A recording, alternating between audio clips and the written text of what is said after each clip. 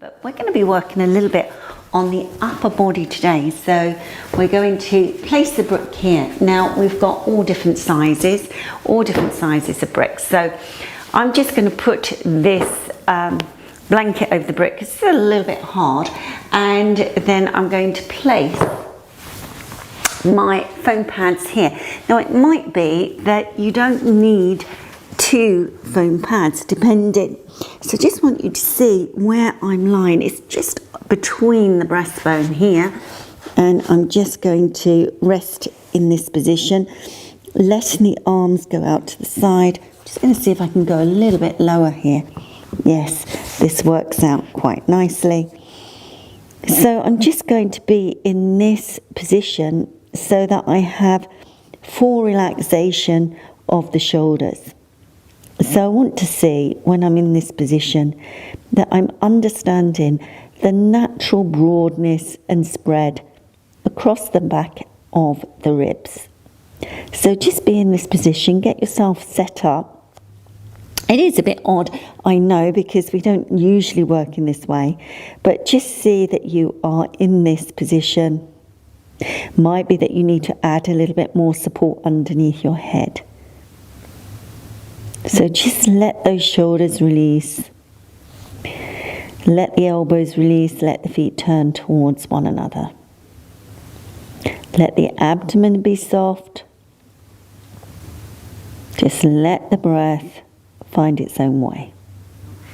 And the key to this is finding some sort of relaxation in the upper chest area and the back ribs and the back of the shoulders, because actually we spend our lives trying to pull our shoulders back, but if we're really tight in the back body, then pulling our shoulders back on a very tight frame is a bit tricky and you're not going to get the best results. So just take a 1 or 2 moments longer in this position. All right, and now releasing. All right, so I want you to come back to your seated position. Now, if you regularly sit on a foam pad or 2 or brick, then that's fine. You can do that. But I want you to imagine that that brick now is between the breastbone. And you can see here how I am trying to get this broadness rather than just pushing my chest forward. I want to see that there is space there. And there's breath control. So when you're in this position, you want to see that you energize the body. So we're using what we would call in yoga wind energies. So apana and prana energies. So these different energies that go up and down the body. We want to see that we are really connecting with the breath. So where that brick was in between that breast area, you want to see that there's so much space, so much space. Soft inhalation, soft exhalation. Soft inhale, soft exhale.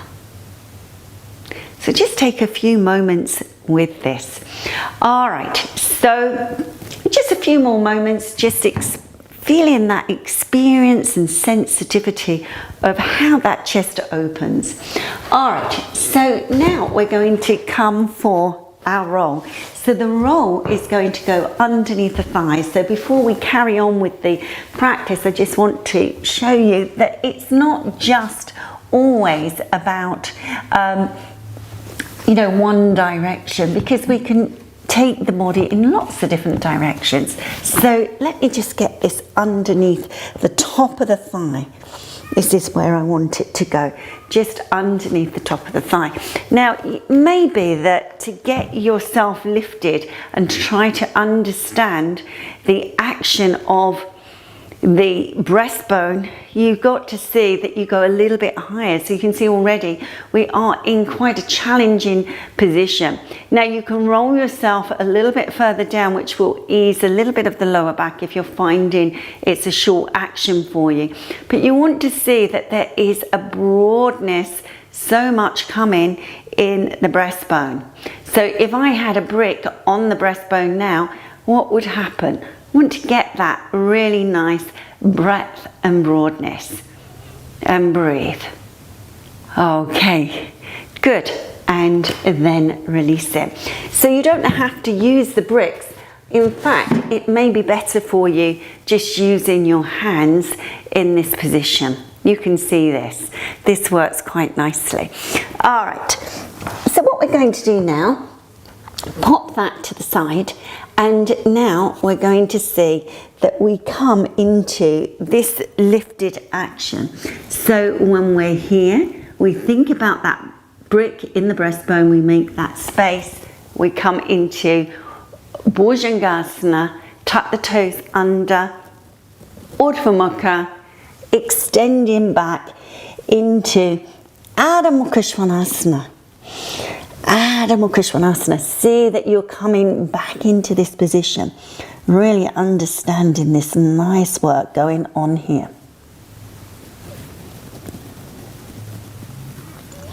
And then bending the knees and reaching back. Now those of you who are challenged by your knees, then just have a look at the screen, you'll be able to see the chair work. Just take a few breaths and just recover. Be in this position. Okay, and now coming up. All right, so again, we come into the same action now, but without any props. So want to see that we look forward, taking the hands to the chest. Want to see that the thighs stay down at this stage, but you want to get that breadth and broadness as if you had a brick on your chest and a rolled mat between your shoulders. So it is quite a strong action extension. Tuck the toes under. And then Adho Mukha Swanasana. So find that Adho Mukha Swanasana, pulling up the kneecaps and thighs, keeping all of this really nicely.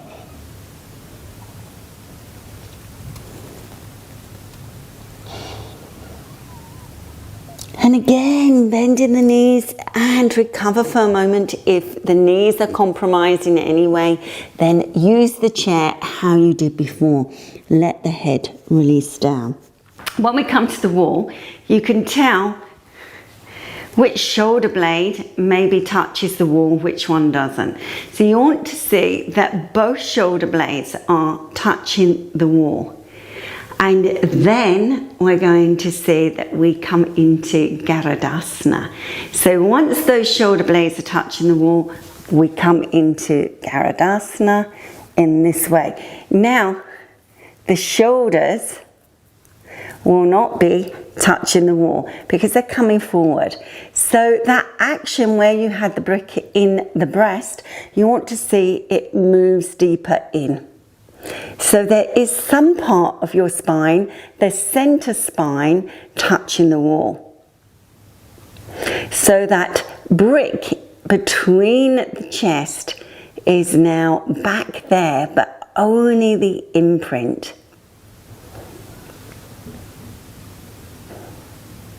Only the imprint. Okay, so you get the idea. So it's not an easy action. All right, so we come, if you've already done one side, fine. We come to the other side. So see, are you able to come into this action? So my Garudasana is a little bit tricky with having the broken wrist, but I'll just have a go at it. And now I have to see, can I touch the center spine to the wall?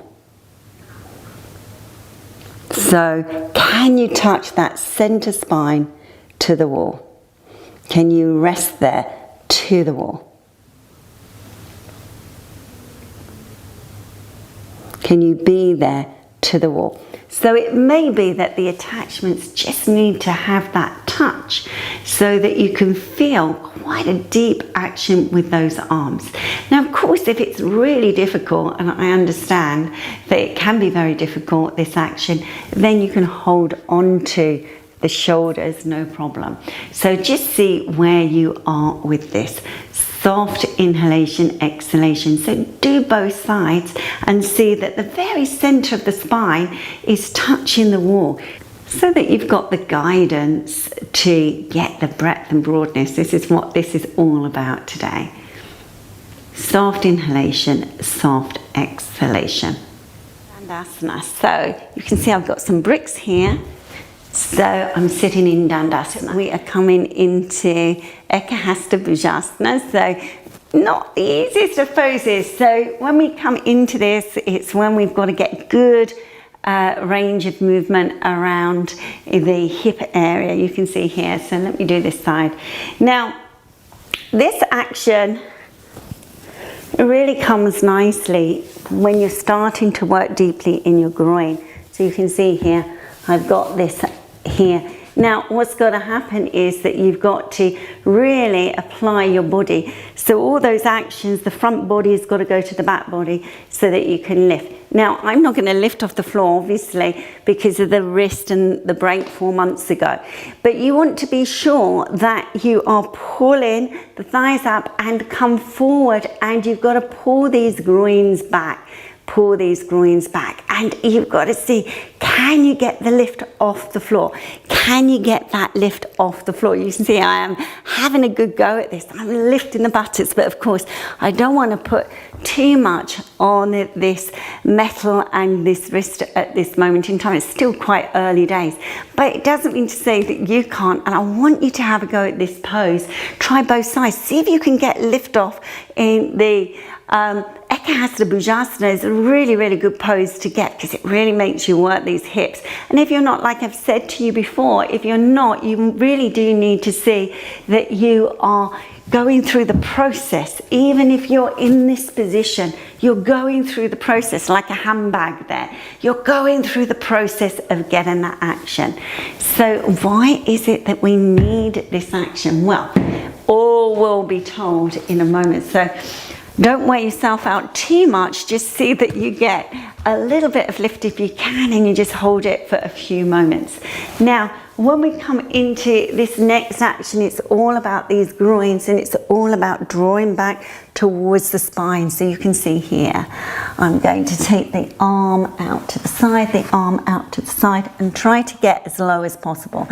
Now, if you find that it's really difficult to take the hands any further, they won't go out to the side in this way, then you can just have a stopping gap here and still see that you can take the front body to the back body. Really important. The mat's a little bit sticky, so it's quite difficult to push your feet. It's much better if you're on a floor. So let me just see if I can rearrange this. Can you see here, I'm rolling this way and I'm rolling this way, and I want to see that my shoulders are really nicely under my legs, and then I come into the Kurmasana action.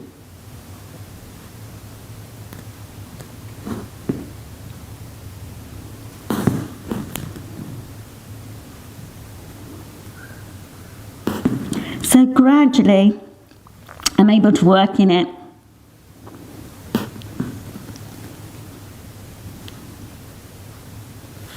You can see, and come into it. So that may be something for the melting pot for some of you, or some of you really come into that very easily. And again, you can sit on a height which will help you to take your hands under a little easier, but then you will need to have a height for your head, so just remember that. All right, so that's the pose for this week. So if you're doing this practice, just be sure that you understand this chest work, that actually there is that depth in the chest there, so the broadness comes in the shoulders. All right, okay.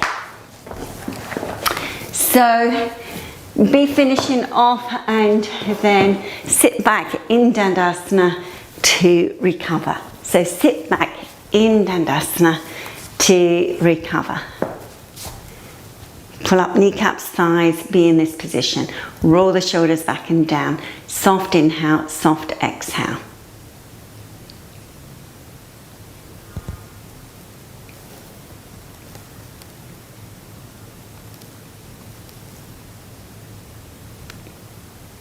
So take a moment or two just to absorb all of that work. So this is very, very strong, very strong. Now I'm going to show you what we're going to be doing, and then I want you to do your own timings in this, because, you know, everybody's at different stages, so it is better to do it that way. But I just want to show you this action, because when I first started doing shoulder balance, my back was really, really uncomfortable for a long time. So this is how I worked to the wall. So you can have a belt as well if you need it. Now, if it's difficult to get up, then of course it's a different practice completely. You need to see that you work the other way and walk your feet up the wall rather than going to the wall with the head to the wall in this way. So you can see here, I'm going to roll to the wall in this way, knees to the wall, and then see that you get your shoulders in nicely and you're in this position. Now the beauty of this is that you can walk up the wall. It's really nice and supported, and if you need to have a belt, you can put a belt on. If your arms go out, then use a belt, no problem. Now when you're to the wall in this way, you can then support your back and come up into your Sarvangasana. Now when you get tired and your pelvis is dropping, your back may ache. So you can go back to the wall and then walk up again, and then come back into this position.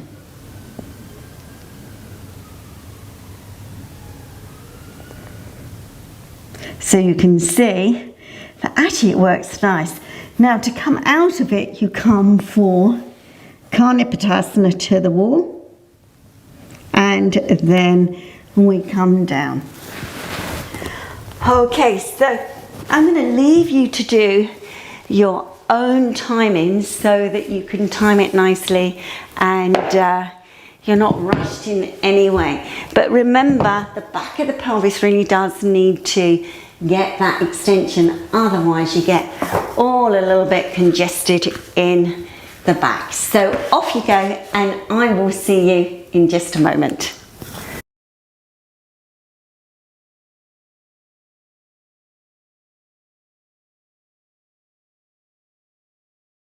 Welcome back. Hopefully you have had a good experience with your Sarvangasana, and we're back to Tadasana. So sitting in Tadasana, rolling the shoulders back and down, just being aware front body to back body. So now we're going to bend the knees, lift the buttocks, move the buttocks towards the heels, and then coming into this supine action. So be sure you haven't got any props around that can really irritate you. You don't want your hand into a brick. So I'm going to move my bricks there and move in the belt. So just wait and stay in this position, soften the abdomen, and then just walk those feet a little bit forward, and then releasing the legs out to the side, and close your eyes. So take a moment or two to settle. It does take time to settle in your Shavasana. If you need to take your legs a little bit wider, then you can do, if you find that more relaxing. Let the arms rotate nicely. Let the eyes soften. Let the abdomen soften.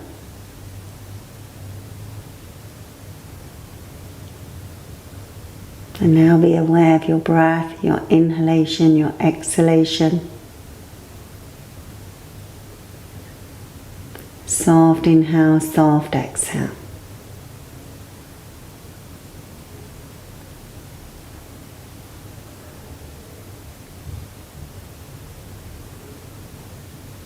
Everything release, relax, quieten, soften.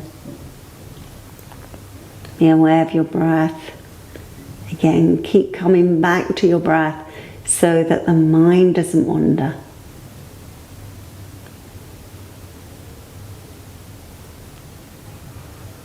So just stay in your Shavasana. Just get those benefits of when the body really does get that understanding of what it feels like to be completely relaxed.